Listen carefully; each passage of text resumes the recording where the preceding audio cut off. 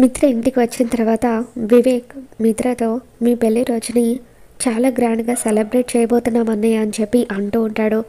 అప్పుడు రాజేశ్వరి వెళ్ళి త్వరగా స్నానం చేసి కొత్త బట్టలు కట్టుకొని రారా అని చెప్పి అంటూ ఉంటుంది.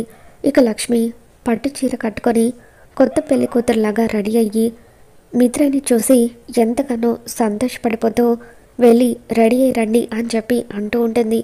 అప్పుడు మిత్ర తడబడుతూ నాతో పాటు ఇంకొకరు కూడా ఈ ఇంటికి వచ్చారు అని చెప్పి అంటూ ఉంటాడు. ఎవరండి అని చెప్పి లక్ష్మి అడుగుతూ ఉంటుంది. దాంతో మనీషా అని చెప్పి మిత్ర అంటాడు. అప్పుడు రాజేశ్వరి దాన్ని ఈ ఇంటికి ఎందుకు తీసుకొచ్చారా అని చెప్పి అంటూ ఉంటుంది. ఇకపై మనీషా కూడా మనతో పాటు ఈ ఇంట్లోనే ఉంటుంది అని చెప్పి అంటూ ఉంటే అది ఈ ఇంట్లో ఎలా ఉంటుంది, అసలు దానికి మన ఇంటికి ఏంటి సంబంధం, వెంటనే పంపించేసే అని రాజేశ్వరి అంటూ ఉంటే అప్పుడు మిత్ర ఇకపై మనీష కూడా ఈ ఇంటి మనిషే, మన సొంత మనిషి, తను ఇకపై ఇక్కడే ఉంటుంది, ఎక్కడికి వెళ్ళదు అని చెప్పి తన నిర్ణయం చెప్పడంతో లక్ష్మితో సహా ఇంట్లో అందరూ కూడా షాక్ అవుతారు.